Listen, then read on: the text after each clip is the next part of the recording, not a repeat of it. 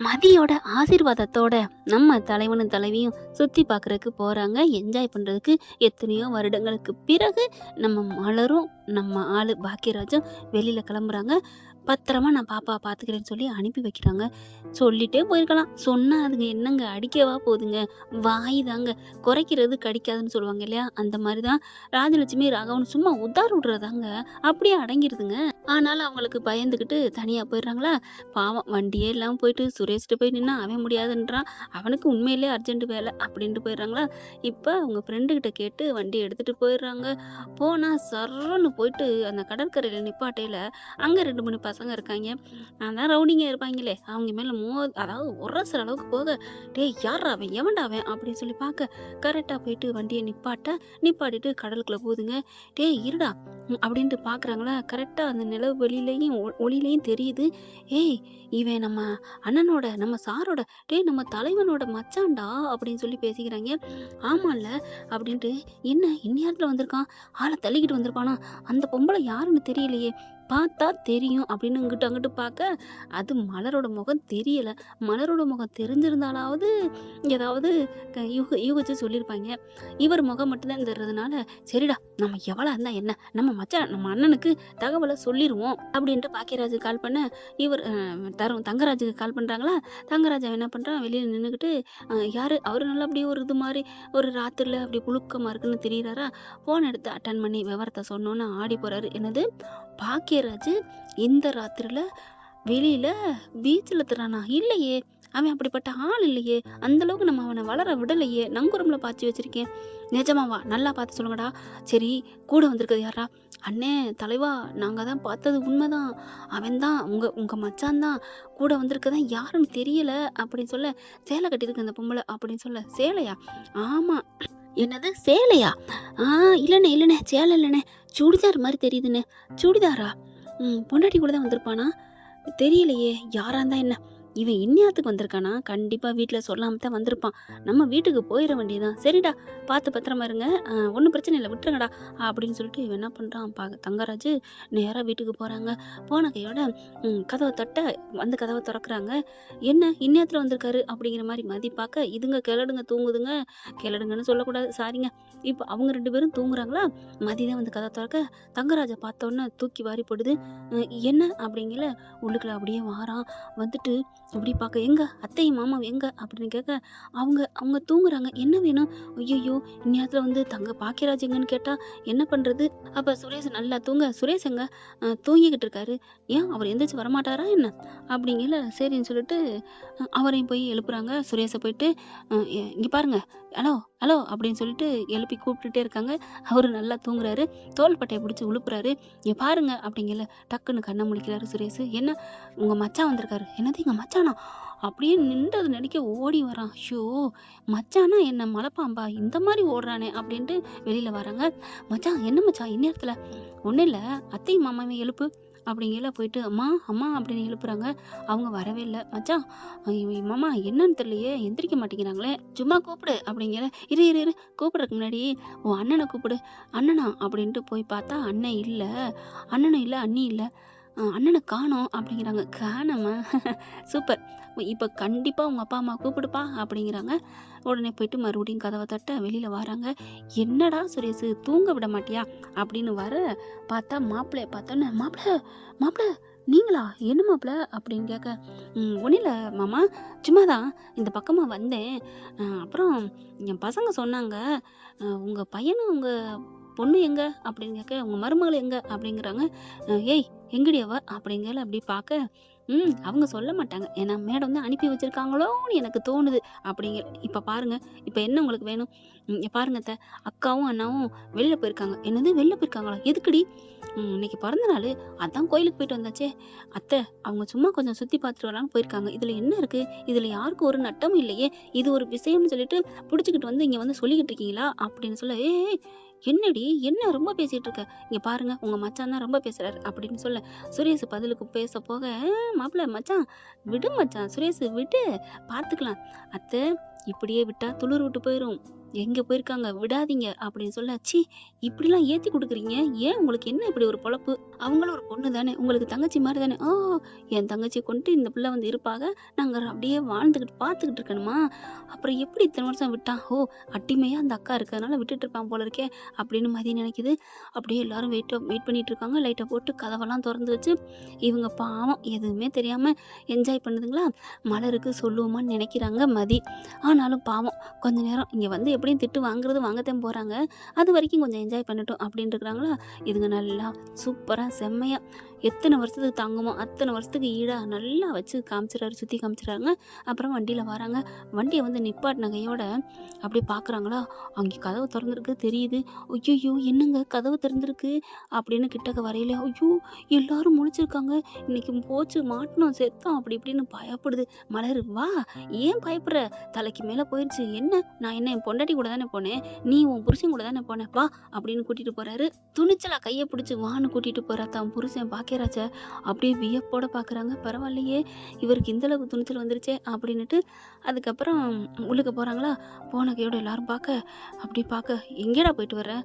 அது வந்துப்பா, அது வந்து அப்படின்னு சொல்லல. ஏன்டா உங்களுக்கு கொஞ்சம் கூட வெட்கம், மானம் எதுவும் இல்ல? ஏன்டி நீ வந்து கெட்டு போயிட்டியா இவளோட சேர்ந்து? அத்தை அவ்வளோதான். பார்த்து பேசுங்க. ஹே! உன்கிட்டலாம் பேசலடி.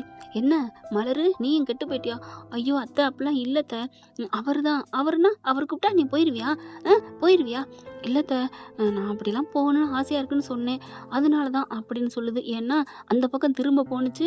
ஏன்டா நீ கூட்டி போவியான்னு கேட்கங்காட்டியும் அத்தை இல்ல அத்த அப்படின்னு தான் மேல தான் தப்புங்கிற மாரி சொல்ல, நீ சும்மா இரு மலரு, நான் பார்த்துக்கிறேன் அப்படின்னுட்டு, இங்க பாருங்கம்மா என் பொண்டாட்டி ஆசைப்பட்டா கூட்டி போனேன். இதுல என்னம்மா இருக்கு? என் பொண்டாட்டிய நான் தானம்மா கூட்டு போ முடியும். ஓ!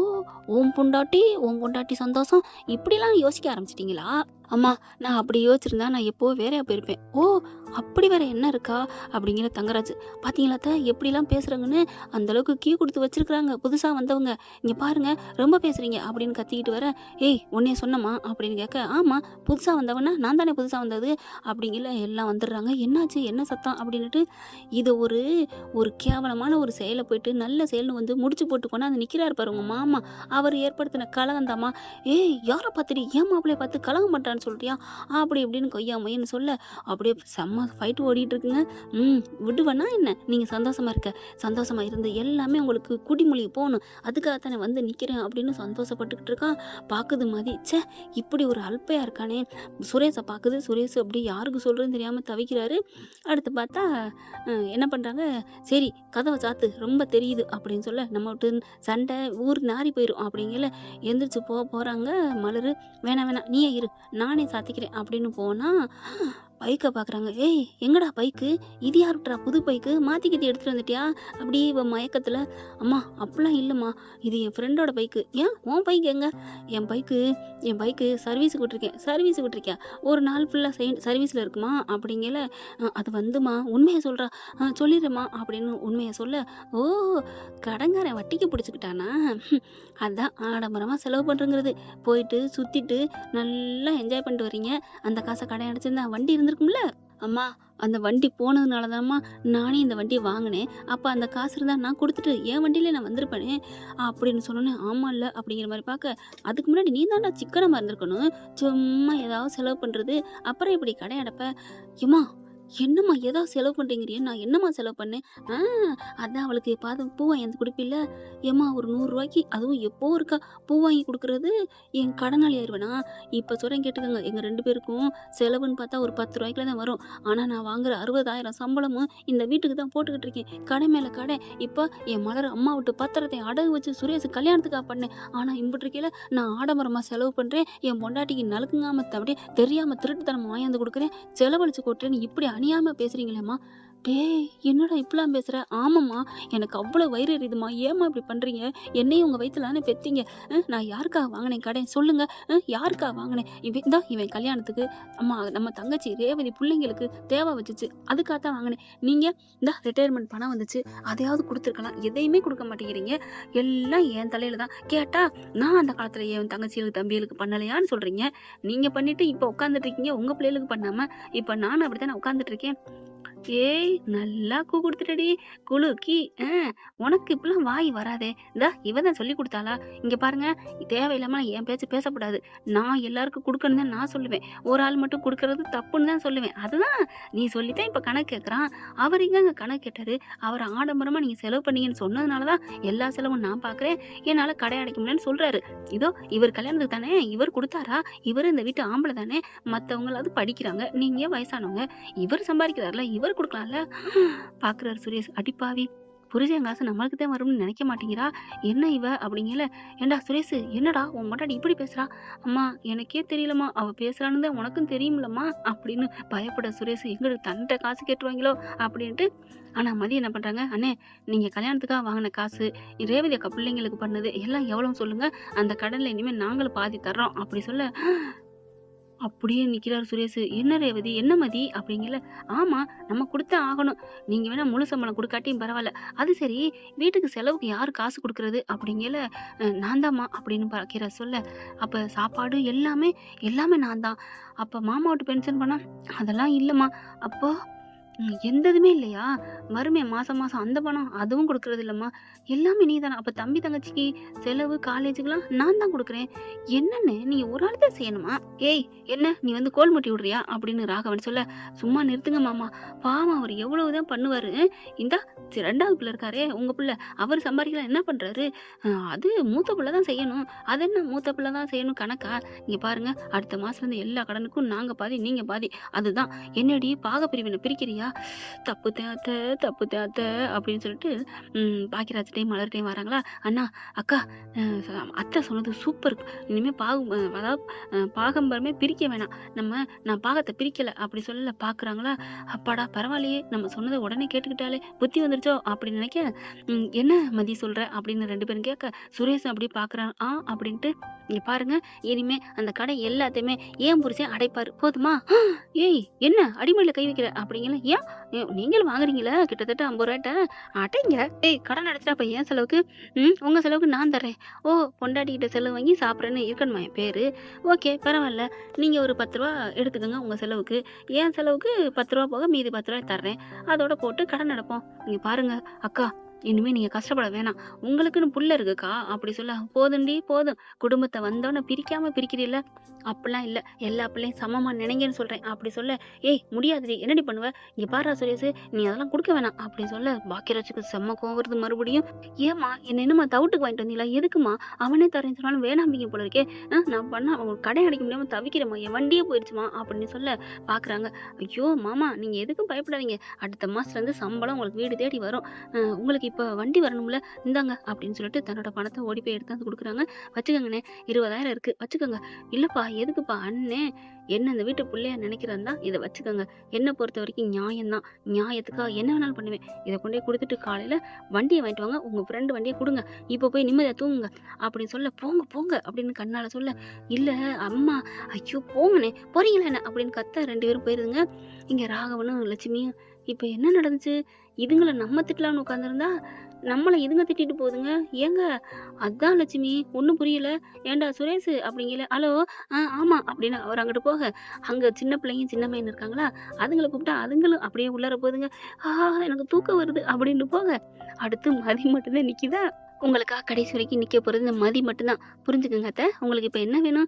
நான் குரல் கொடுத்து உங்க குரலுக்கு செவி கொடுக்குறேன். ஒன்னும் கொடுக்க வேணாம், செவியும் கொடுக்க வேணாம், வாய் மூக்கு எதுவும் தர வேணாம் அப்படின்ட்டு வாங்குங்க. இதுகிட்ட பேசி பேசி தண்ணி குடிக்கணும் அப்படின்ட்டு போக, அடி மலரு அவங்க தூங்க போயிட்டாங்க, தண்ணி வேணுமா இந்தாங்க அப்படின்னு ஓடி போய் எடுத்து வந்து கொடுக்க, இவகிட்ட வாங்கலாமா வேணாமா? சரி கூடு, அவ தான் சொல்லிட்டாளே கடைசி காலத்து வரைக்கும் நான் தான் இருக்கணும்ட்டு அப்படின்ட்டு போறாங்க. என்ன ஃப்ரெண்ட் பாக்கியராஜ் இப்படிலாம் சும்மா தில்லா மாசா வெளுத்து வாங்கினா பார்க்கவே நல்லா இருக்கும் அப்படின்னு நீங்க நினைச்சீங்கன்னா, நம்ம சேனலுக்கு உங்க பொண்ணான கையில் லைக்க போட்டு சப்ஸ்கிரைப் பண்ணி ஆதரவு கொடுத்துருங்க. அன்பு உறவுகளே, நன்றி நண்பர்களே, தேங்க்யூ. இந்த வீடியோ உங்களுக்கு பிடிச்சிருந்தா தயவு செய்து லைக் பண்ணுங்க. இன்னும் அப்டேட்ஸ்க்காக சேனலை சப்ஸ்கிரைப் பண்ண மறக்காதீங்க. நம்ம கிட்ட இருக்க எல்லா சேனல்ஸோட லேட்டஸ்ட் வீடியோ அப்டேட்ஸ்க்காக மேல ரைட் சைட்ல காட்டுற லிங்கை கிளிக் பண்ணி வாட்ஸ்அப் குரூப்ல ஜாயின் பண்ணுங்க. உங்களிடம் விடைபெறுவது நான் உங்கள் மெஹர்.